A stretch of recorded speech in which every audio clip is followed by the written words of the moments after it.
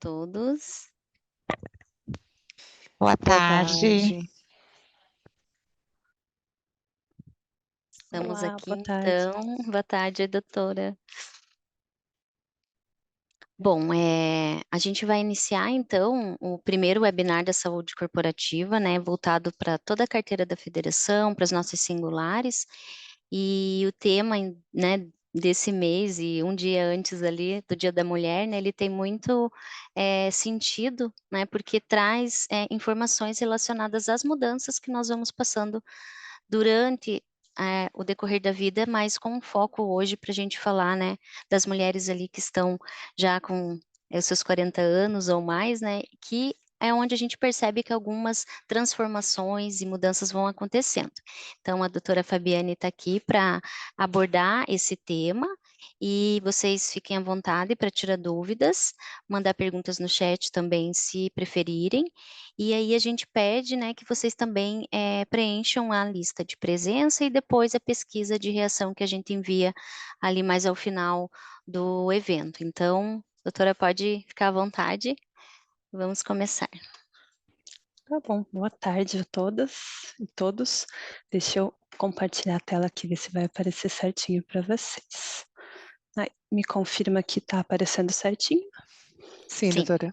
Então tá bom. Então, começar me apresentando, né? Meu nome é Fabiane Bosteman, sou médica de família e comunidade, atuo agora na Unimed Federação do Paraná, dentro do Núcleo de Terapias Especiais.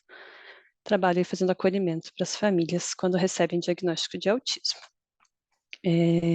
Fui convidada hoje para conversar um pouquinho sobre as mudanças na mulher após os 40 anos e gostaria de começar me desculpando aí dentro dessa fala, porque não cheguei aos 40 anos ainda, então não vivi essa fase no corpo.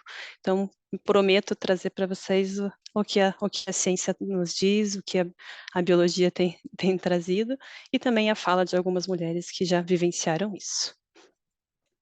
Então, deixa eu ver se eu consigo passar por aqui. Acho que não. Deixa eu trocar aqui de tela, ver se eu consigo passar melhor.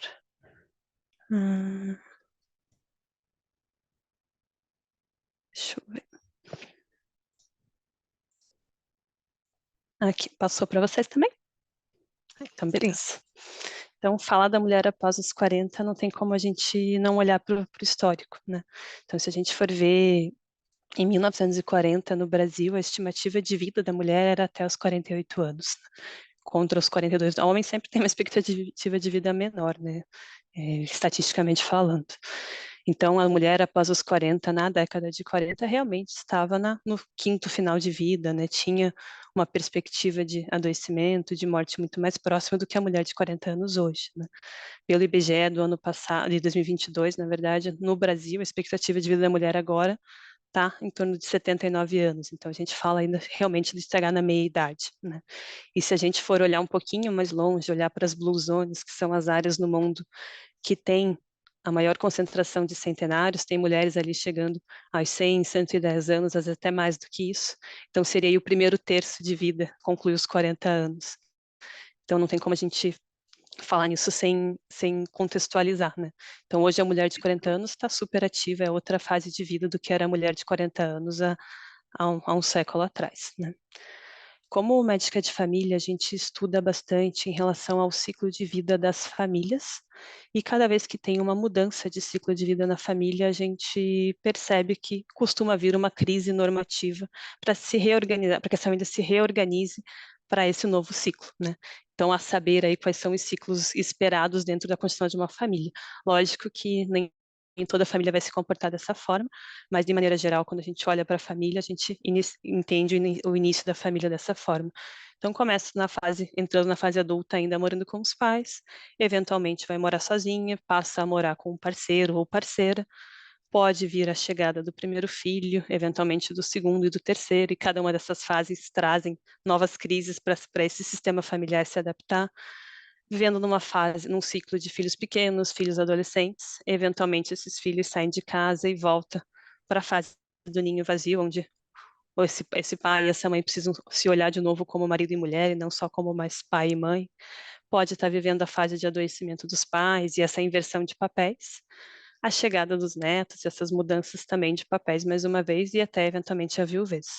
O que eu quero dizer com tudo isso, né? A mulher que está vivendo aos 40 em diante hoje pode estar em qualquer uma dessas fases, né? Ela pode estar morando com os pais, ela pode estar morando sozinha, ela pode estar morando com parceiro ou parceira, mas uma coisa que é comum para todas as mulheres nessa fase são as mudanças no corpo, né? E para isso que a gente vai conversar um pouquinho mais, né? Então, primeira grande mudança que inicia nessa fase é o climatério. O climatério, não sei se vocês estão familiarizadas com esse termo, estou falando no feminino, mas eu imagino que possam ter homens aqui ouvindo também, tá? Tem que me corrigir. Mas é a fase de transição, uma fase super natural, é um processo natural, não é uma doença, apesar de ter um sentido um pouco pejorativo para algumas pessoas, mas é uma fase de transição da fase reprodutiva para a fase pós-menopausa da mulher, né? É um período que vai ali dos 40 até os 65 anos, e quando a mulher começa a perceber sinais da diminuição da função ovariana. Então, os ciclos vão ficando mais irregulares, podendo estar mais ou menos intensos, mais ou menos frequentes, e algumas mulheres passam por esse período de climatério e menopausa sem nenhum sintoma, vão bem obrigada, né? Isso vai variar muito de cada mulher, tá? Então, a menopausa em si, a gente considera quando realmente a menstruação fica 12 meses sem vir, aí a gente bate o martelo para a menopausa. Então, o climatério é essa fase que vem antes da menopausa e se estende até nesse período pós-menopausa, que são as adaptações da mulher a essa fase de um novo perfil hormonal, de uma nova mudança biológica que acontece. A menopausa costuma acontecer ali entre os 45 e 55 anos. Antes dos 40, a gente considera a menopausa precoce, né? O diagnóstico da menopausa ele é clínico, né? Então, tá 12 meses sem menstruar, a gente bate o martelo, mas existe um exame laboratorial que não é obrigatório, não é necessário, que é o FSH, que é o hormônio estimulante do folículo. Então, esse exame laboratorial, quando está ali para cima de 40, já sinaliza que a menopausa já iniciou, pelo menos está muito próxima, né? Todos os óvulos que a mulher vai produzir ao longo da vida, eles já têm origens lá na sua célula germinativa. Então, a mulher já nasce com todos os óvulos que ela vai produzir ao longo, todos os folículos que vão virar os óvulos que ela vai produzir ao longo da vida. E essa reserva, ela vai sendo usada desde a primeira menstruação, que a gente chama de menarca, até a menopausa. Então, nenhuma mulher consegue produzir novos folículos. Então, esse tempo de vida fértil da mulher, ele já vem determinado lá no momento que a gente está na barriga da nossa mãe, né? A gente já tem esse tempo. E a idade, uma coisa que eu vejo bastante estando no consultório, as mulheres às vezes questionam, puxa, mas eu iniciei a menstruar muito tarde, então a minha menopausa vai vir mais tarde? Não necessariamente, a gente não consegue traçar essa relação entre o início da menstruação e o término, apesar de ter uma quantidade certa de folículos já pré-determinados, né?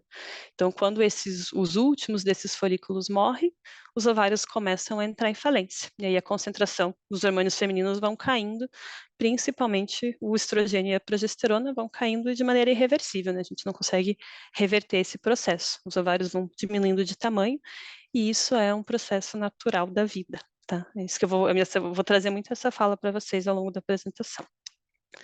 E essa redução, essa queda dos níveis hormonais pode trazer alguns sintomas e queria conversar um pouquinho sobre que tipo de mudanças que podem ser percebidas no corpo da mulher, né?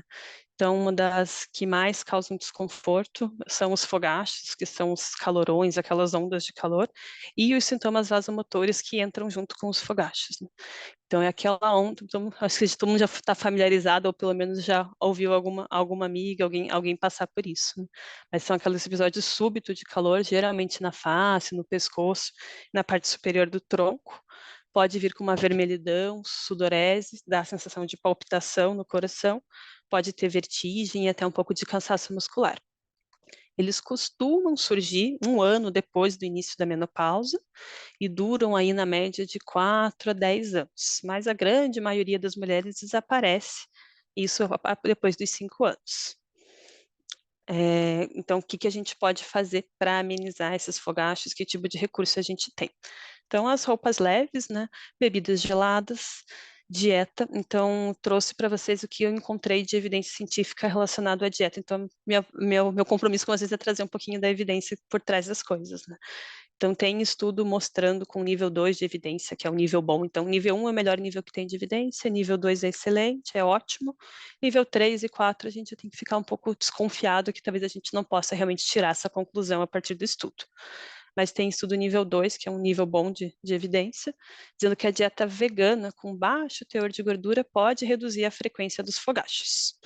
Aqueles fitoestrógenos que geralmente a mulherada pergunta, então, da soja, por exemplo, eles podem aumentar o risco de efeito adverso gastrointestinal, então pode causar desconforto ali no trato gastrointestinal. E a gente não tem uma evidência consistente para a reposição de vitamina E e ômega 3 para os fogachos, né? Em termos de atividade física, tá? Então, os estudos, eles indicam que o exercício vai melhorar a qualidade de vida nessa fase, e vai melhorar outros sintomas do pós-menopausa, mas não interferem muito na percepção desses fogachos, desses calorões, não vai ajudar muito nessa parte. Essas terapias mente e corpo, né, então, também, da mesma forma, a yoga não tá aparecendo aqui para mim. A yoga também pode melhorar a cognição, o humor, mas não tem um efeito direto em relação aos calorões, aos fogachos. Dá para ser usada medicações antidepressivas, anticonvulsivantes, até clonidina, são alguns remédios que ajudam nisso, dependendo do desconforto, né. O que mais vai ajudar, de fato, nos calorões é a terapia de reposição hormonal. Mas, tem estudos, isso tudo é meio controverso, tá, a literatura é bem controversa em relação à reposição hormonal, mas, um dos locais refere ali que mais ou menos metade das mulheres tem esse retorno dos sintomas vasomotores quando para de usar a reposição hormonal, independente dessa parada ser abrupta ou ser gradual, vou reduzindo de pouquinho em pouquinho. Dentro da fitoterapia, o pessoal usava bastante o chá da folha da amora branca, né, que é a Simicifuga racemosa, mas o nível de evidência dela é inferior ao Trifolium pratense, que é o extrato do trevo vermelho. Esse tem um nível 1 de evidência para ajudar nos fogachos, então é um fitoterápico bem legal que dá para a gente lançar a mão. Tem alguns cuidados que a gente precisa ter com ele em relação à interação medicamentosa e a risco de sangramento, né, então é uma coisa que tem que ser individualizada em consulta, mas é um recurso bem legal também para ajudar dentro de fitoterapia, para quem não quiser reposição hormonal e não estiver tendo resposta com as outras medidas. Então, o que que acontece com o humor da mulher aí nessa fase, né? Então, essa redução dos níveis de hormônio feminino pode interferir com a liberação de neurotransmissores, que são essenciais para o funcionamento harmonioso do sistema nervoso central. Então, o que que isso implica na prática, né? Mais irritabilidade, um humor mais instável, pode vir um choro descontrolado, pode piorar sintomas de depressão, de ansiedade, melancolia, perda de memória, insônia, tá. Embora esses sintomas psíquicos não sejam causados pela menopausa, eles podem tanto surgir quanto crescer durante essa fase de vida. Então, não é que a menopausa cause depressão, ansiedade, mas ela pode intensificar uma questão psíquica que já vinha acontecendo, né. E uma coisa muito forte, assim, nessa fase dos 40 aos 50 que a literatura traz é justamente isso, né, da mudança do conceito que a mulher tem de si mesma, de autoestima, da imagem corporal. O corpo muda muito nessa fase e, com isso, a questão de autoestima e desse autoconceito também muda bastante, né. E nessa sociedade que a gente vive, né, que valoriza muito a juventude, esse momento de menopausa pode coincidir com outros fatores de estresse também, né. E o que que a gente tem de recurso para trabalhar com o humor, né. Então, acredito que o principal deles seria a terapia, né, para ajudar a entender o porquê disso e trabalhar isso. A atividade física ajuda demais, né, produz serotonina, ajuda a gente a relaxar, liberar toda a adrenalina que o estresse causa. A espiritualidade nas suas diversas formas, né, então pode ser por religiosidade, pode ser por meditação, por filosofia, por contato com a natureza, da forma que fizer sentido para cada mulher. Os pontos de apoio, as pessoas de confiança para a gente conversar, bater um papo, trocar, né. Quando a gente fica muito vivendo as coisas muito na nossa cabeça, a gente potencializa muito mais do que realmente são, né. Então conversar, especialmente com mulheres que estão vivendo essa mesma fase, ajuda bastante, né. Dentro dos fitoterápicos, a gente tem um nível bom de evidência, nível 2 de evidência para o Hipericum perforatum, que é o chá da erva de São João, chá ou extrato, né, dá para manipular em cápsula também, que ele é usado para depressão e também ele pode ajudar nesses sintomas vasomotores, embora também está dentro dos vasomotores ali.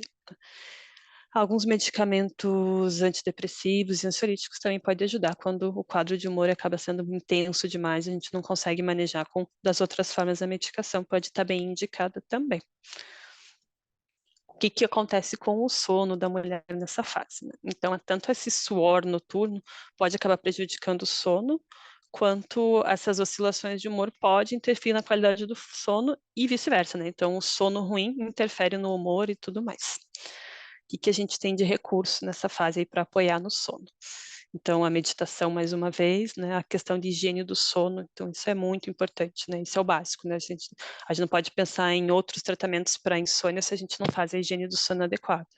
Então, verificar como é que está o ambiente da tua casa, colchão tá legal, travesseiro, luminosidade, temperatura, barulho.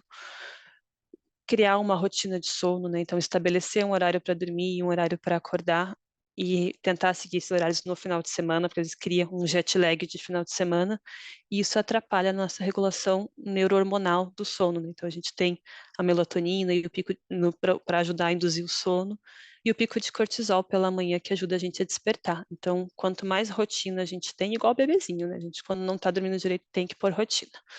Evitar as sonecas ao longo do dia, que pode confundir aí a questão neuroendócrina também. Cuidado muito forte com telas, né? A tela produz luz azul que inibe a nossa produção de melatonina, então a tela ali no período noturno, celular, tablet, qualquer tipo de tela, depois, muito perto do horário de dormir, vai interferir na qualidade do sono. O tempo de cama também, né? Então, cama é feita para sexo e sono e mais nada, né? Então, evitar de ficar na cama mexendo no celular, fazendo outras atividades. O exercício físico ajuda muito na qualidade do sono, mas a gente tem que tomar um cuidado em relação ao horário dessa atividade física, né? Então, tem algumas pessoas que quase, quando fazem o exercício muito perto do horário de dormir, acabam tendo um sono com uma pior qualidade. O que a gente tem um nível bom de evidência para sono é a exposição da luz da manhã, né? Então, a luz do período da manhã ajuda na liberação de cortisol, ajuda no despertar e, por consequência, na produção de melatonina lá à noite, para ajudar na qualidade do sono também. A aromaterapia também tem um nível bom de evidência, né? Teria que escolher certinho qual óleo essencial, daí vai variar um pouquinho de algumas nuances de cada pessoa, né? Cuidado com o álcool, né? Então, o álcool, apesar de ajudar a apagar para algumas pessoas, a qualidade do sono fica muito ruim e favorece os despertares. Cigarro, cafeína também, principalmente o horário da cafeína e a quantidade. E tratar os sintomas vasomotores vai interferir no sono também, né? E, eventualmente, a gente precisa lançar mão de medicações para insônia, para ajudar na qualidade do sono.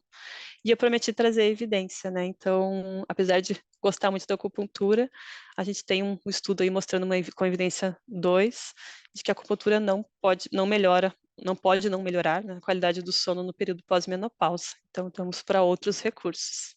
Opa, pulei uma. E aí, em relação à pele, né, o que que muda na pele da mulher nessa fase? E aí eu trago a fala da Sociedade Brasileira de Dermatologia. Então, eles colocam que a queda hormonal leva à redução de fibras de elastina e colágeno, nada que a gente já não saiba, né?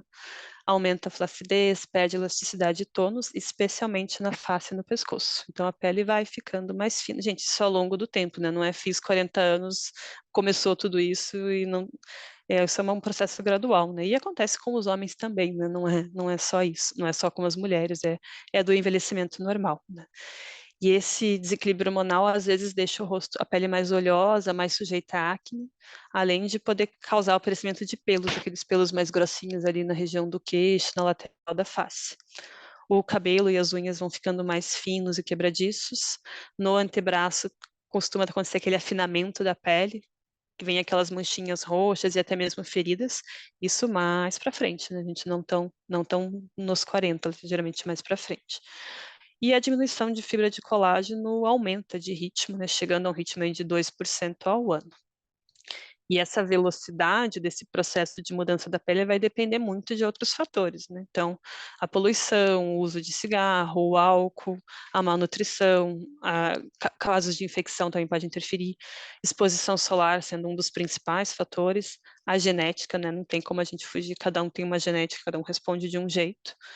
os hormônios e o metabolismo individual de cada mulher. Né? O que a gente pode fazer para minimizar isso e para ajudar nessas questões de pele? Então, a proteção solar, né? Então a gente fala aí num filtro pelo menos 30, né? E reaplicando ao longo do dia, especialmente na face. Evitar o cigarro. Algo deu errado. Ai, Tente novamente. desculpa, minha Siri tá ficando louca aqui. Cigarro, álcool, a má nutrição, me perdi agora. Atividade física, a dieta rica em proteína, né? Então eles colocam que a alimentação mais proteica ajuda na produção de colágeno, ajuda a manter a pele um pouquinho mais firme e por mais tempo. Reposição de fibras, ômega 3, baixo teor de açúcar refinado, né? É comer bem, né? Evitar o banho muito quente e o uso do hidratante corporal também pode ajudar. Na face, alguns cremes nutritivos e anti-aging também podem ajudar. E tem uma série ali de procedimentos dermatológicos que podem interferir, desde botox, peeling, luz pulsada, CO2, tem um monte de procedimento que pode ajudar na manutenção aí da pele. E o que acontece com a libido, né? Então, essas oscilações hormonais vão alterar o fluxo menstrual, então tanto para mais quanto para menos, até que a menstruação efetivamente pare e marque a menopausa, vem aquela baguncinha, igual quando a gente vira mocinha, que a menstruação começa bem irregular, o final também é bem irregular, costuma ser, né? E essa queda dos hormônios, principalmente do estrogênio, faz com que exista um pouco de atrofia ali na região vaginal. Então, a vagina, ela responde ao estrogênio. Quando cai muitos níveis de estrogênio, a mucosa, toda a vagina vai ficando mais atrófica. E isso pode causar o ressecamento, pode causar o prurido, a coceira ali, pode ter redução de libido, principalmente pelo desconforto ali na relação sexual, que esse ressecamento causa. Dentro do ponto de vista urinário, né, então pode ter um pouco mais de dificuldade no esvaziamento da bexiga, aquela dor e pressa para urinar, aquele desesperinho para fazer xixi, pode ter perda urinária e pode favorecer um pouco as questões de infecções urinárias ginecológicas por essa atrofia, né? Atrofia não só da vagina, mas do epitélio urogenital. Então acaba tendo um pouquinho de sintomas, pode ter, né? Não é que todas as mulheres vão ter, tá? E aí tem as questões de a libido da mulher é muito mais complicada do que a libido do homem, né? Então, a libido da mulher, assim, a nossa autoestima, a nossa percepção de corpo, e aí isso tudo vai interferir na libido, né? E a menopausa vem nesse momento que tem as mudanças de aparência física, né?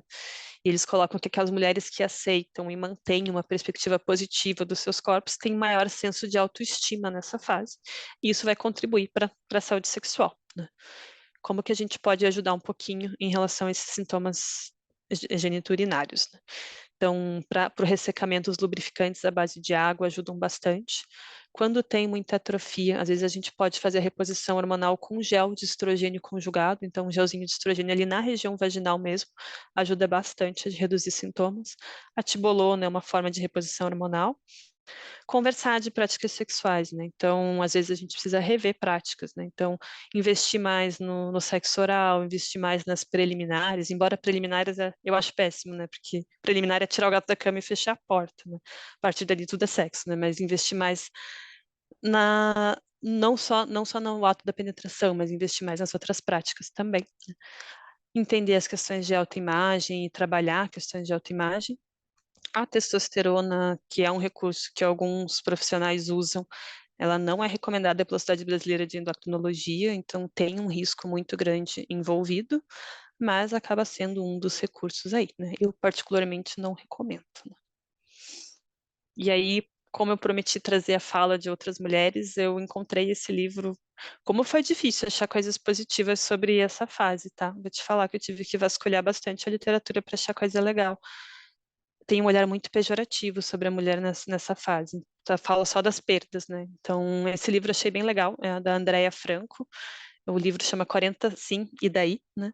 E é um guia de qualidade de vida para as mulheres aí depois dos 40. E aí ela traz uma fala assim, né? Que há uma pesquisa que diz que as mulheres nessa fase estão mais dispostas a deixar claro do que gostam no relacionamento. Uma de minhas entrevistadas disse que a mulher de 40 mais é mais sexy, mais voraz e que funciona melhor na cama porque sabe o que fazer com o corpo. A mulher se conhece mais nessa fase, né? E se a saúde física e emocional estiver em dia, a mulher de 40 anos estará vivendo a plenitude da sua sexualidade, especialmente se estiver realizada profissionalmente, desenvolvendo uma relação de intimidade, cumplicidade e confiança com seu companheiro ou companheira. Acrescento a fala dela, né? Então, aquilo que a gente falou, né? Depende muito de como você vai estar, e a libido da mulher é muito mais complexa do que só hormônios, né? E o corpo, né? Quais são as mudanças do corpo nessa fase? Então, tem uma tendência de ter a diminuição do tamanho das mamas, com um aumento de flacidez. Tem alteração na distribuição de gordura do corpo, principalmente acumulando ali na região abdominal, que a gente na mais temida, né, na que mais incomoda. Pode ter costuma ter redução de massa magra e com diminuição de força.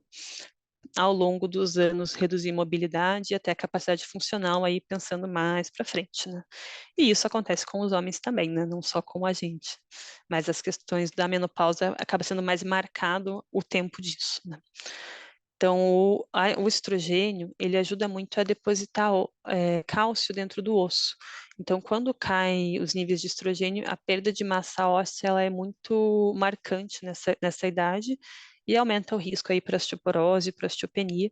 Então, é muito importante esse cuidado aí, principalmente depois da menopausa, não no climatério tanto, mas depois da menopausa, temos que olhar para essa parte também da saúde óssea, né? E aumenta o risco de doença cardiovascular, assim como nos homens também nessa faixa etária, né? Então, a doença coronariana, o infarto do miocárdio, o infarto do coração, acaba sendo a principal causa de morte aí depois da menopausa. O que a gente tem de recurso aí para lidar com o corpo, né? Então, a alimentação balanceada, e quis colocar um adendo em relação ao cálcio, né? O que a gente precisa de cálcio nessa fase são 1.200 miligramas dia. E não necessariamente a gente vai precisar suplementar, às vezes precisa, porque a dieta não consegue contemplar isso. E eu vejo que as pessoas ainda têm uma associação muito forte do cálcio com o leite, né? E nessa fase, nessa idade, tem um percentual muito grande de pessoas intolerantes à lactose. Até porque, apesar de sermos mamíferos, a gente é o único mamífero que continua mamando depois do desmame, né? E mamando o leite dos outros, né? Então não é tão natural a gente consumir leite o resto da vida e a intolerância ela vai aumentando com o decorrer do tempo. Então quis trazer as outras fontes de cálcio, né? Então só para vocês terem uma ideia, ali coloquei embaixo. O iogurte desnatado e 100 gramas tem uns 200 gramas de cálcio. O gergelim, aquela sementinha, especialmente gergelim preto, 100 gramas dele, que é a mesma quantidade, tem 975 miligramas de cálcio.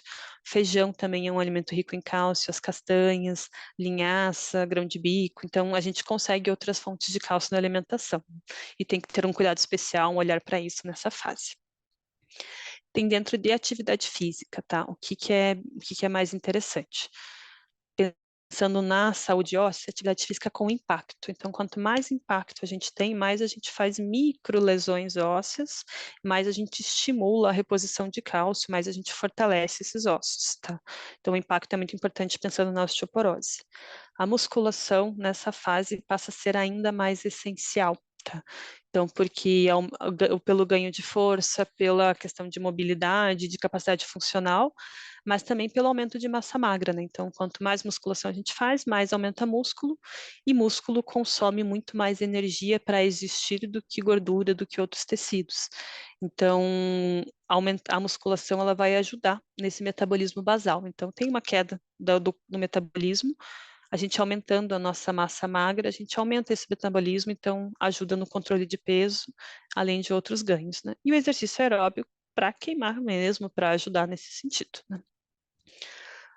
Cuidado em relação ao tabagismo, então o tabagismo vai aumentar todos essas mudanças do corpo, né? Vai enfatizar tudo isso, o consumo de álcool com moderação, né?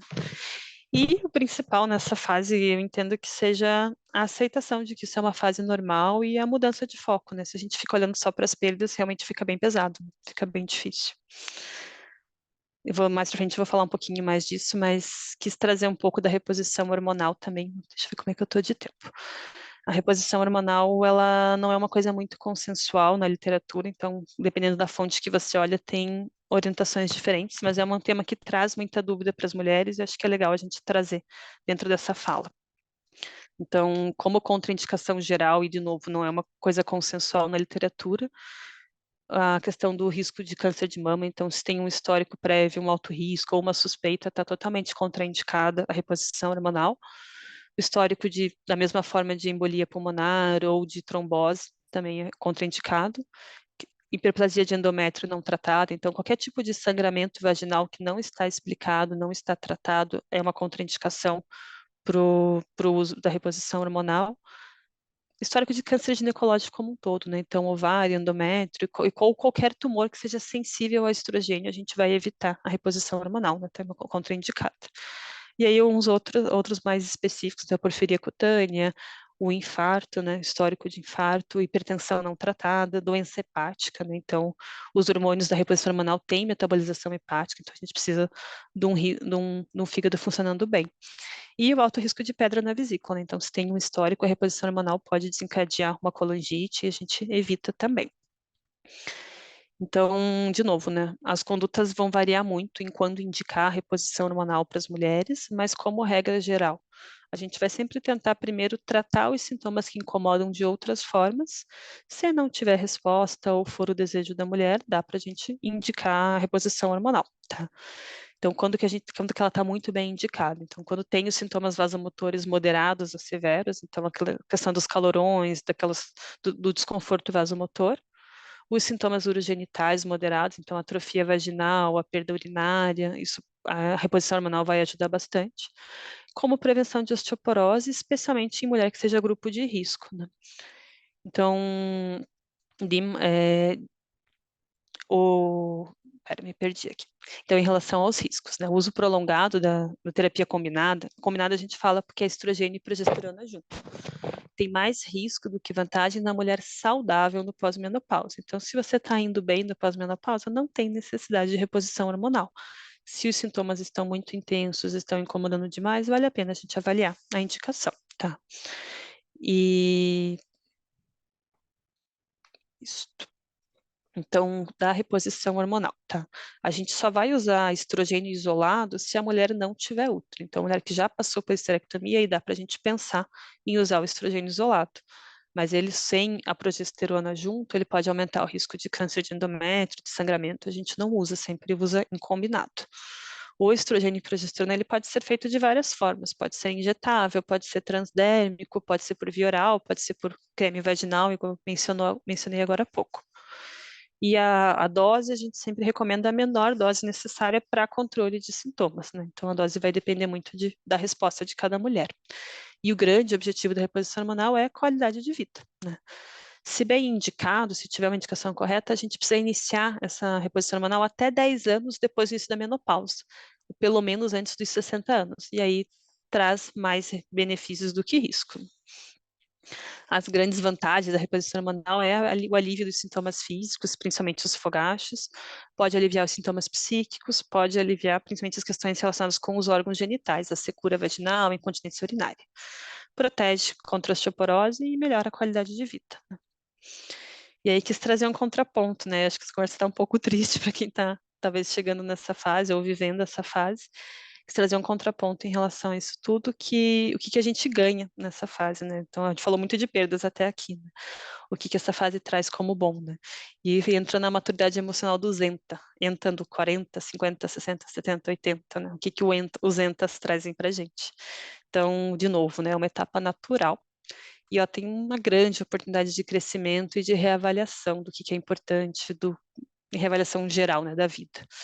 Então, as opções passadas, atuais e futuras podem ser reconsideradas sobre o prisma de novas necessidades. É uma mudança de fase mesmo, né? Então, uma fala da Andrea Franco, daquele livro que eu mencionei há pouco, é que a chegada da maturidade pode ser o início de uma fase libertadora, né? Que a gente não precisa mais ficar se preocupando com o corpo, com a imagem da forma como a mulher de 20, 30 anos se preocupa, né? Então, traz uma liberdade muito grande nesse sentido pela maturidade, né? E o importante é adquirir conhecimento e equilíbrio emocional para saber tirar proveito, né, do que esse momento tem de melhor. E mais uma frase dela é que algumas se sentem muito melhor do que aos 30 e até do que aos 20, e todas são unânimes quanto ao fato. Ela fez uma pesquisa bem grande com várias mulheres nessa fase, né? E todas são unânimes quanto ao fato de que o melhor em ter 40 anos é a maturidade, né? Então pode trazer uma autoestima muito grande, e é uma mulher que sabe o que quer, do que é capaz, e já sabe quem ela é, né? Não está tendo que descobrir mais, né? E aí tem um aspecto muito cultural da experiência que eu achei interessante trazer, né? A gente tem na cultura ocidental muito a desvalorização da mulher mais velha, e isso é mais desqualificado socialmente até do que do homem mais velho. O homem vai ficando charmoso, né? Mas a gente vai ficando velha, né? Chega a ser injusto. Então tem uma questão muito cultural disso, né? Em outras culturas, a mulher, quando vai envelhecendo, ela vai galgando o poder da escala social com o passar da idade. Nesses locais, essa mudança assim da vida reprodutiva para a vida não reprodutiva, ela já não é mais tão sentida pelas mulheres. E essa questão fisiológica tem uma importância muito menor, né? Elas focam muito mais em outras coisas. E aí ele trouxe um estudo bem interessante lá das Filipinas, que além dessas mulheres nessa faixa etária não terem nenhum sintoma físico ou psíquico relacionado à parada da menstruação, nem existe um termo linguístico para determinar a menopausa, não existe um termo para climatério, um termo para menopausa, porque é só um processo natural, não tem esse grande importância que a gente dá, né? E eles fizeram nesse estudo um índice menopáusico de Blatt, eles fizeram um estudo entendendo quais são os sintomas que as mulheres têm, para cada mulher ir classificando. E lá, né, em algumas tribos das Filipinas, esse índice é zero, porque as mulheres realmente não têm sintomas e passam muito bem nessa fase. Então, a questão cultural interfere demais nesses sintomas. Outra coisa importante dessa fase, outro ganho importante é a sabedoria, né? Então, nas sociedades ocidentais, as queixas das mulheres são muito maiores do que nas sociedades orientais. Então, na sociedade oriental é muito valorizado a experiência das pessoas mais velhas, das pessoas idosas, e que elas, de fato, passam a contribuir na formação dos mais jovens, né? Então, a sabedoria do idoso é valorizada dentro das culturas orientais. Eu achei, nas buscas aí para montar essa apresentação, eu achei essa foto muito legal. Essa é a não, eu não sei pronunciar, tô tentando, tá, gente? A Po Wang Od, de 106 anos, olha só, gente. Ela foi capa da revista Vogue, é uma tatuadora filipina, e foi a modelo mais velha a estampar a capa da Vogue. Achei ela maravilhosa. Eu até achei engraçado, porque muitas vezes a gente pergunta, né, como é que vai ser a tatuagem quando você ficar mais velha? Então, vai ser assim.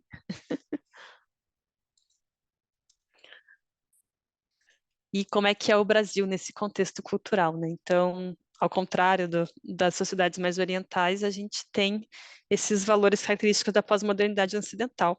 Eu achei essa frase muito interessante, porque é uma frase de um artigo de 2001, mas olha como ela está atual, apesar de ter 23 anos.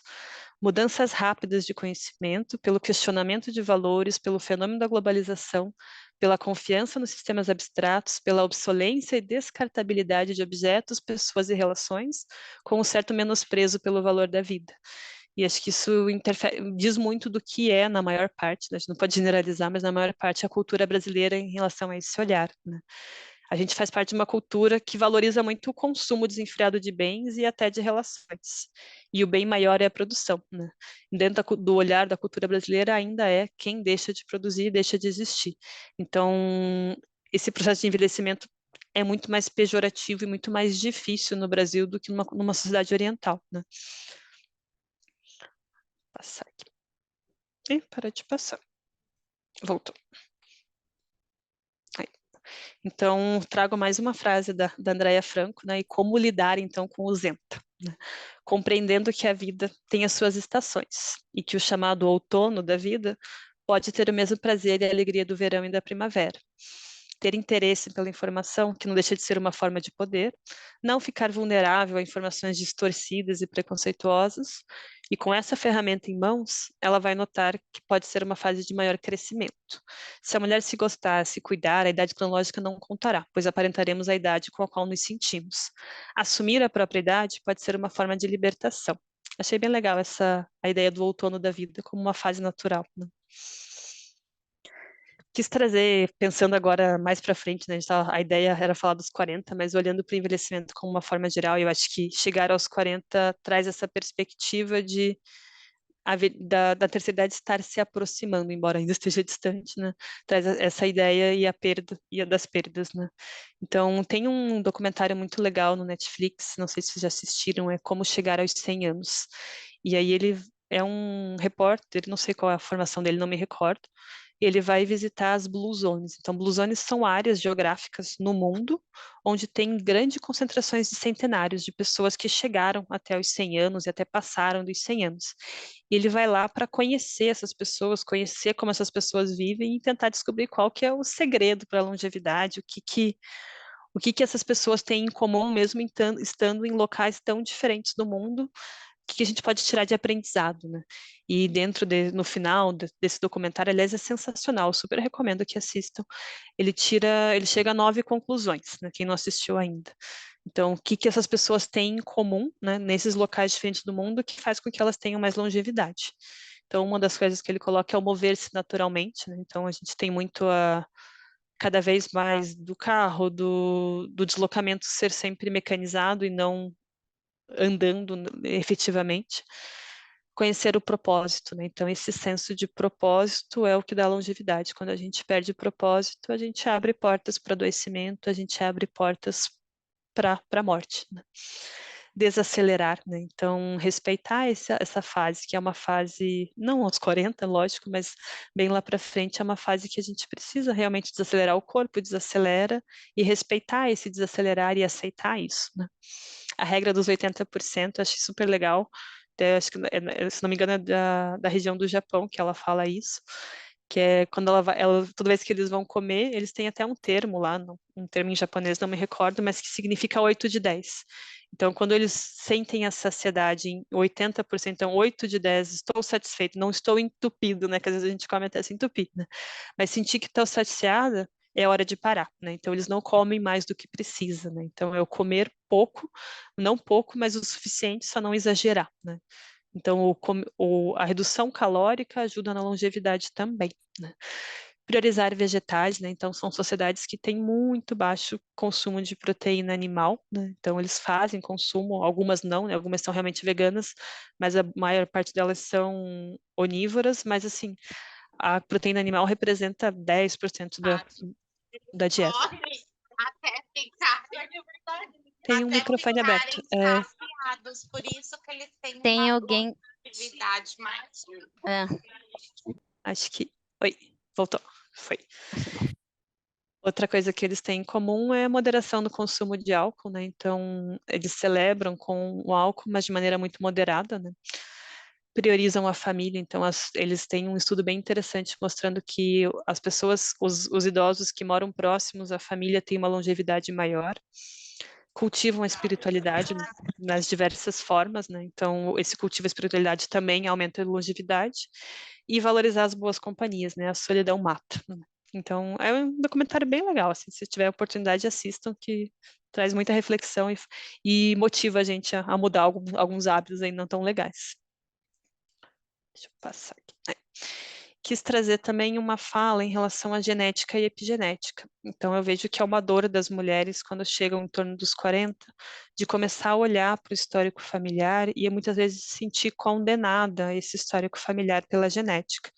Então, cheguei aos 40, minha mãe, aos 45, teve câncer de mama, minha avó teve câncer de mama, ou todas as mulheres da minha família em torno dos 50 ou dos 60 têm infarto. E aí a gente se sente condenada pelo nosso padrão genético. E eu queria trazer que não é bem assim, sabe? Estudando um pouco mais de genética, a gente entende que sim, toda célula tem um material genético, e o material genético tem a nossa história, tem a nossa ancestralidade de alguma forma ali, mas a gente consegue modular como a expressão gênica desses genes. Então, o que eu quero dizer com isso? Então, você pode ser o portador do gene X, mas dependendo da forma como você vive, então da forma como você se alimenta, dos teus hábitos, da atividade física, da tua exposição a toxinas, seja alimentares, seja de ambiente, seja radiações, enfim, você pode modular a expressão desse gene de maneira que ele não se expresse ou que ele se expresse pouco e não o suficiente para causar uma doença. Então, a epigenética é a ciência que estuda isso, né? Que entende o quanto a gente é capaz de mudar a expressão dos nossos genes. Então, a genética não é mais uma condenação, que a gente está obrigado a repetir o histórico familiar das nossas famílias. A gente consegue modular muito a expressão gênica. E para finalizar minha fala, que eu já falei bastante, até me estendi mais um pouquinho do horário do que eu gostaria, deixo o final um conselho para as mulheres que estão lidando com esse medo de envelhecer, né?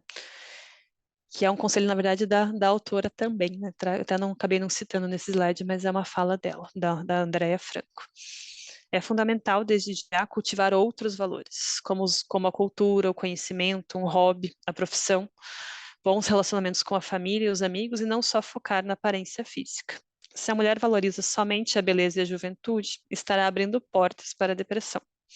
Não adianta fugir do inexorável, todas nós envelhecemos. Se a beleza e o físico são os mais importantes para determinadas mulheres, em detrimento do seu conteúdo, do que elas são como pessoas, o envelhecimento vai ficar bem mais pesado. E se a pessoa não consegue aceitar esse processo, a psicoterapia pode ajudar muito aí, pode apoiar muito nessa fase.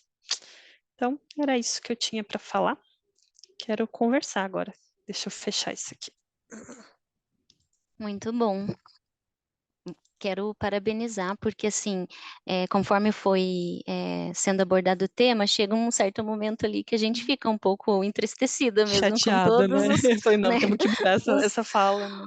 as questões negativas ali, mas eu acho que o que reforça muito é a sua mensagem final de que é um processo natural, e se você está sentindo isso, significa que você está viva ainda, né? E você tem muita coisa pela frente ali.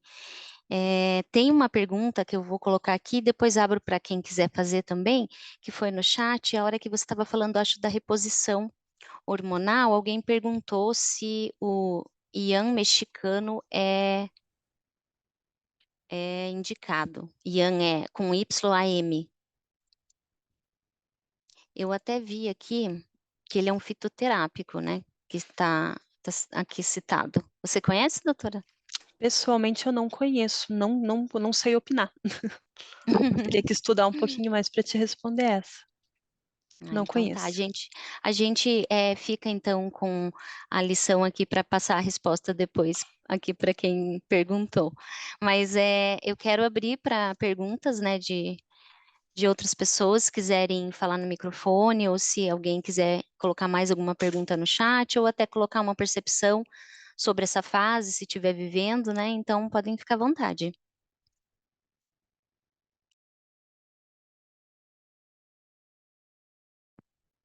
Oi, Eu não quero é falar. um, Perdão. na verdade é uma pergunta. Queria saber se vai ser compartilhado o material. Achei excelente. Com certeza. Com certeza. E, e Só passe dizer, os né, canais ali para as meninas e a gente já compartilha. e dizer ali para a Gi, né, que realmente a gente vai ficando feliz, daí tem uma parte ali da palestra que realmente mexe bastante conosco, né, e eu acho que é muito importante a questão de desacelerar, que é uma coisa que a gente vai só aumentando, na verdade, a gente não desacelera, né. Então, isso me chamou bastante atenção, assim, porque a gente está num movimento tão frenético que a gente percebe que o nosso corpo não começa a reagir da mesma forma como nós éramos mais jovens, né? Então, é uma coisa que mexe bastante.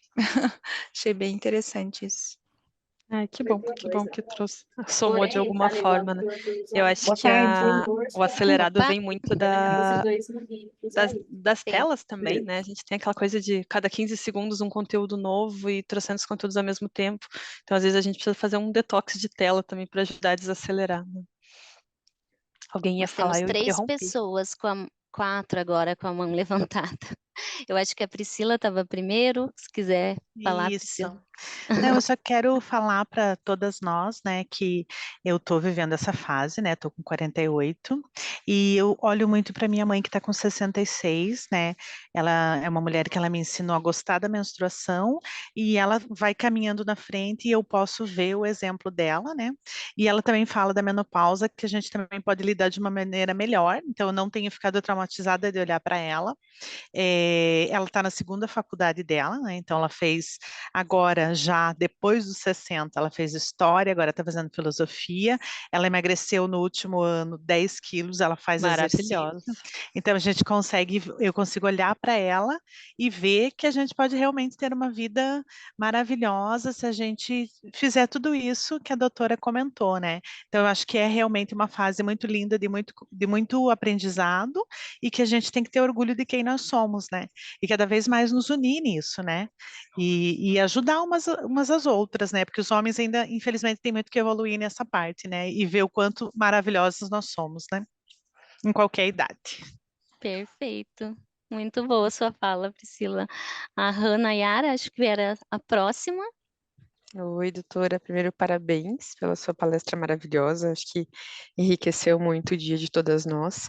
E eu queria ouvir sobre a sua experiência, se você tem experiência na maternidade a partir dos 40, né? Vamos pegar a Cláudia Raia aí, que foi mãe aos 55. Qual que é a sua opinião sobre isso? Eu acho ela maravilhosa, né? Acho que cada tem os seus riscos, lógico, do ponto de vista médico, é um risco aumentado e é muito mais desafiador do que ser mãe aos 30, eu imagino, porque o corpo vai ficando mais cansado, as demandas continuam, logo ela vai lidar com um filho adolescente numa idade que ela vai ter bem menos paciência para lidar com um filho adolescente. Mas cada um tem a sua história, né? Eu acho que a gente não tem. Se era o sonho dela e ela conseguiu realizar, parabéns para ela, né? Eu acho que ela tem mais é que ser feliz, né?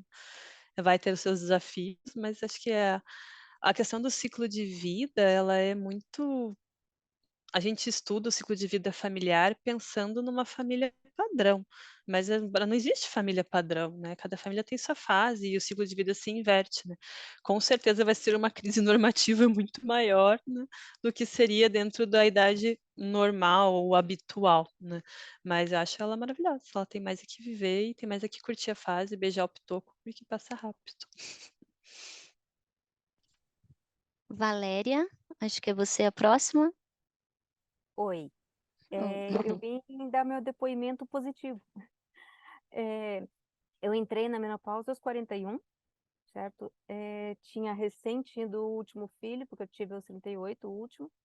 E por opção mesmo, eu como ginecologista, optei por não fazer reposição hormonal, questão familiar, um histórico familiar complicadinho, e me saí super bem, certo? E vejo várias pacientes minhas também se saindo super bem. Basta isso que a Fabi falou, a gente ter consciência do que, que é uma nova fase, que a gente tem que mudar de mesa, assim como os orientais fazem. A mulher oriental, ela muda de mesa, ela já reduz os laticínios, ela já troca a alimentação para uma alimentação um pouco mais vegana, não precisa ser totalmente, mas um pouco mais vegana, um pouco mais saudável. O nosso metabolismo não funciona mais tão fácil quanto como era, então não metaboliza as glicemias, as gorduras como era. Essa situação do cálcio é muito importante, porque foi a única coisa que me restou negativamente, foi a osteoporose, que eu consegui reverter, que hoje em dia já temos recursos farmacológicos para reverter, e o exercício físico, como ela falou, eu comecei a fazer caminhada quando entrei na menopausa, certo? E hoje eu faço 8 quilômetros por dia, certo? De caminhada, porque é o que eu me sinto bem. Às vezes não é uma academia, às vezes não é o padrão para todo mundo, e é o que eu me sinto bem. Hoje você pode me ver, eu estou até com roupa de caminhada ainda, porque é o que dá para fazer. E é super. é- Minha cabeça é ótima. Quem me conhece aí na federação vê que eu estou sempre no maior pique. Eu levanto por volta de 5 da manhã, 5 e meia da manhã, vou dormir 10 e meia, 11 horas, e a cabeça está ótima e tudo. É muito cabeça, é muito cabeça. É a gente não pensar negativamente, não pensar que o que aconteceu de negativo com as outras pessoas vai acontecer com a gente. E vai acontecer se a gente deixar também acontecer muita coisa. Como eu falei, um histórico familiar terrível. E eu não deixei acontecer comigo, certo? Então, eu posso mudar meu amanhã. Então, eu acho que isso que é bem importante. Hoje eu posso mudar meu amanhã. Então, começar a cuidar da alimentação, da atividade física, do estresse, reduzir a agitação, não consegui.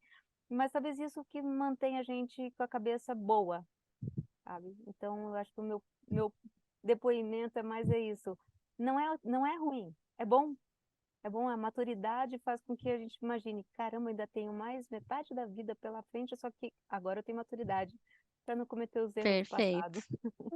Perfeito, muito bom, muito bom. Obrigada por compartilhar com a gente essa sua vida aí, né? Os detalhes de tudo que você tem traçado. A Sônia de Apucarana.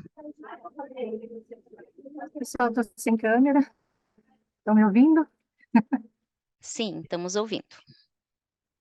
Nossa, eu achei muito bacana o que a doutora falou, achei assim, interessante, porque eu estou nessa fase, eu estou com 51, e assim, já passei uma boa fase, começou aos 48, aí todos esses sintomas, e assim, foi bem bacana tudo que eu passei, porque, como a doutora falou agora, a Valéria falou, é muito cabeça, né? E eu acredito que é com essa maturidade que vem, você muda muito o seu olhar sobre as coisas. Eu acredito que você passa, assim, eu estou numa fase, eu estou me vendo muito melhor. Assim, eu não queria ter 20 hoje. Estou super feliz com a minha idade, assim, porque eu vi que mudou muita coisa em mim. Eu me olho de uma maneira diferente hoje, coisa que talvez eu não via antigamente, mas é o que bem que a Valéria falou e a doutora falou. A sua maturidade, para você ver, bem diferente.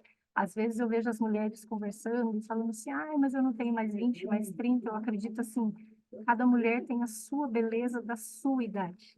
E eu acredito que a beleza que hoje eu venho, com 50 anos, com 51, é uma beleza que vem muito mais de dentro do que fora.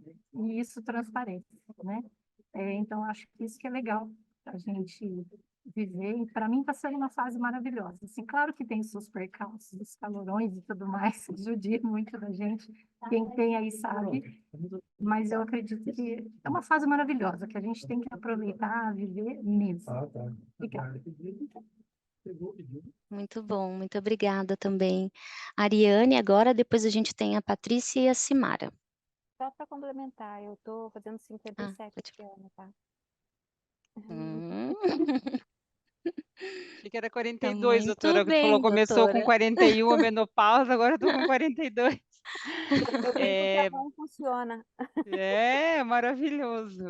Boa tarde a todos. Primeiro, eu quero agradecer muito a toda a equipe aí da Saúde Corporativa, a doutora Fabiane, mais uma vez para atender essa demanda, né? A gente sempre conversa bastante, acho que é imprescindível que a gente tenha esses momentos. Segundo, agradecer a participação de todos, né? Eu recebi uma mensagem agora há pouco de um colega aqui da federação falando assim, eu entrei na webinar e daí eu vi que só tinha as meninas e eu achei melhor eu sair. Daí eu falei, não, eu acho que você pode ficar, porque na verdade seria bem legal. Então já fica a dica para a gente poder compartilhar. Estou assim, especialmente emocionada com essa webinar, não consegui pegar no começo, mas por tudo que foi falado, pelo relato das pessoas, eu também estou vivendo essa fase aí de menopausa, né? Já há 3 anos, estou com 48, comecei com 45, minha mãe teve câncer de mama, também não fiz reposição hormonal, tenho aprendido muito com a equipe médica que me acompanha e também as minhas colegas todas da saúde que dão muitas dicas e aprendi que sempre há tempo da gente começar alguma coisa nova, sempre há tempo, né? E acho que a dica fica nisso. Eu sempre costumo dizer assim, eu tenho várias amigas na mesma idade que eu, que estão assim mais sentindo mais esse peso. Acho que a doutora Fabiane trouxe uma fala muito importante falando da terapia, né, para não dar chance das coisas mais complexas tomarem uma proporção maior na nossa vida e buscar ajuda, porque a gente tem também um péssimo hábito de achar que precisa carregar o mundo nas costas e que a gente precisa dar conta de várias coisas, e não necessariamente tem que ser assim. A gente pode sempre buscar ajuda de várias formas, e isso pode ser muito bom para nós, porque é uma forma de cuidado, cuidar de si, ter um tempo para si, buscar aquilo que gosta, dá tempo de formar uma banda de rock, dá tempo de apresentar, dançar balé no Teatro Guaíra, dá tempo de fazer bastante coisa que a gente queira fazer, e quero agradecer muito essa oportunidade e a participação de todos, porque realmente, para nós aqui da área de atenção à saúde, é muito, muito, muito bom a gente poder fazer esses momentos e poder comemorar dessa forma aí o nosso dia. Muito bom. parabéns para todo mundo pelas histórias, pela abertura mesmo de contar de si. Eu acho que isso é um momento muito rico e muito bacana, a gente vai aprendendo muito. Obrigada. Obrigada, Ari. Patrícia? Depois a gente finaliza com a Simara. Acho que eu tô sem câmera, né? Não, tá com câmera, Ah, estamos tô te com vendo. câmera, não tô me vendo. Bom, enfim. Gente, o que eu quero dizer assim é que eu fiquei muito emocionada com a palestra, muito mesmo, porque eu acho que assim fala muito de questões nossas mesmo, assim, dos nossos medos, né? Eu acho que quando eu vi lá menopausa aos 40, eu levei um susto, porque eu vou fazer 45 e eu acho que eu tô vivendo uma fase de realmente assim entender o que está acontecendo. E para mim foi muito importante a doutora Valéria, é Valéria o nome dela? Essa fala da doutora Valéria, né, Sim, Valéria. assim, dessa história de vida, desse exemplo, para mim, assim, pegou muito, porque parece que eu estava assim, gente, agora o que eu vou fazer, né? Os filhos estão crescendo, não vou mais menstruar, porque eu gosto de menstruar, para mim é importante, e eu só tenho a agradecer, né, todo esse ensinamento e a partilha das outras mulheres aqui, e dizer que eu já comprei o livro na Amazon, custa R$17. E tem em estoque. Eu Perfeito, adorei. Paty, obrigada. Obrigada. Simara. E a doutora Lúcia ali, que agora também levantou a mãozinha. Mas eu vou falar rapidinho, tá? Estão me ouvindo? Então, Estamos. nossa, um tema maravilhoso mesmo. Eu estava sentindo falta desse tema, tá? Porque eu venho observado, tenho compartilhado e tenho visto muita conversinha assim de corredor, falar baixinho, cochichando, sobre um tema assim muito velado, entende? Os sintomas, o que está acontecendo, o que está passando. E eu achei lindo, maravilhoso mesmo. Muito, parabéns mesmo por ter trazido o tema. A gente fala de uma forma realmente assim, parece que a gente está falando sobre uma coisa feia, né, que está acontecendo. Então, assim, e trazer um dado, né, eu não sei se todos aqui sabem, mas a gente fez um levantamento recentemente, no ano passado, nós aqui na federação, as mulheres de 40 a mais, né, nós representamos mais de 50% aqui das mulheres aqui da federação, né, então, assim, muito obrigada, meninas, obrigada por ter trazido o tema. Imagina. A gente que agradece vocês estarem aqui, porque bombou mesmo esse webinar, hein? Tem bastante gente. Doutora Lúcia. Então, boa tarde, meninas. Na verdade, Tarde. também gostaria de parabenizar a iniciativa aí da equipe. Foi excelente, Fabiane, parabéns, a tua exposição foi muito bacana. E eu vou fazer um contraponto até do que a Valéria falou. Eu tenho um pouquinho mais do que 40 já, né? Já passei dos 50. E quando eu completei 40 anos, que eu entrei numa crise, eu sempre sofri com esses marcos de idade, né? Isso foi uma coisa que sempre me impactou muito. E eu estava muito chateada, meu pai virou para mim e falou assim, filha, pior do que fazer 40 é ter um filho fazendo 40. Então, se conforme e fique feliz porque você está bem. E é isso mesmo, né? Eu acho que é uma outra fase da vida. A gente se acostuma com que vai mudando no teu corpo, na tua vida, né? É uma fase que a gente já precisa dar mais atenção para os pais, né? Já muda todo o contexto, os filhos também já têm uma outra realidade, então é um impacto muito grande na vida da mulher. E achei muito interessante, Fabiane, quando você chamou atenção ali para a discriminação, né? Porque é uma fase que a gente ainda é muito produtiva, tem uma experiência enorme, né? E muitas vezes você é discriminado aí no mercado de trabalho, vocês ainda não chegaram nessa fase, mas quando você passa dos 50, principalmente, a mulher ela é descartável no mercado de trabalho. Então, é um assunto que a gente precisa discutir, sim, né? E cabe a nós, né, defendermos isso, a gente alertar as novas gerações, as futuras gerações, para que essa realidade mude, né? E como você muito bem mostrou lá, né, os orientais, eles lidam com isso de uma forma tão bonita, né? Tão correta, né? De valorizar a pessoa na terceira idade, enfim, a senioridade, E para eles é algo natural, mas para a gente ainda não é, porque, como a Simara comentou agora, né? Parece que é uma situação, você até fica com vergonha de estar passando por uma situação dessas, vergonha de ser escanteada, né? E justamente no momento que você está a toda, né? Você tem uma experiência enorme, um conhecimento enorme de vida, de tudo, né? Você já tem uma vida relativamente mais estável e pode se dedicar muito mais até a projetos profissionais, né? Ou eventualmente acadêmicos e então assim até a questão da própria menopausa, vejam o quanto ela é pouco estudada na medicina, né? As mulheres sofrem com sintomas de menopausa e principalmente quem tem antecedente aí que contraindique a reposição hormonal fica rendida, porque se sofre com os sintomas da menopausa, não pode fazer nada, tem que aceitar que aquilo é natural, né? Então, acho que é um momento, sim, da gente olhar com muito cuidado, com muito carinho para esse momento que a gente vive, né? Que é pós-40, pós-50, pós-60, porque as futuras gerações a gente espera que tenham uma realidade muito diferente da nossa. Não sofra, nossas mães já sofreram muito mais, né? Com tudo isso. Mas, mais uma vez, parabéns, muito bom mesmo, as discussões também excelentes.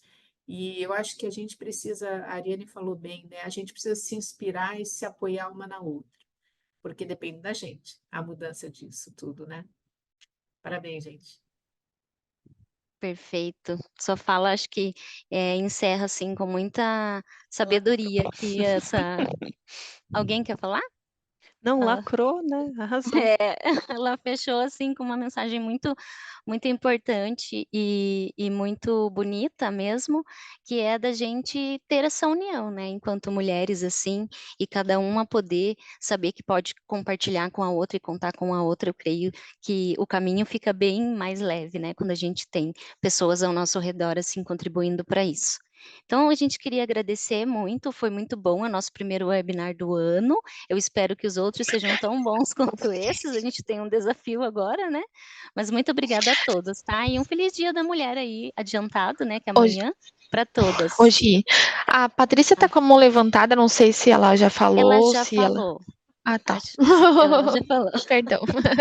Eu tô com medo aqui de encerrar a transmissão, porque já deu mais de 1 hora, geralmente isso acontece, né? Mas muito obrigada, então, pessoal. A gente fica muito feliz aí com esse resultado. Foi muito importante ter vocês aqui nesse momento conosco, tá? Até a próxima. Um abraço. Feliz Dia Um das abraço, Mulheres, Tchau. né, para todas obrigada. nós. Parabéns.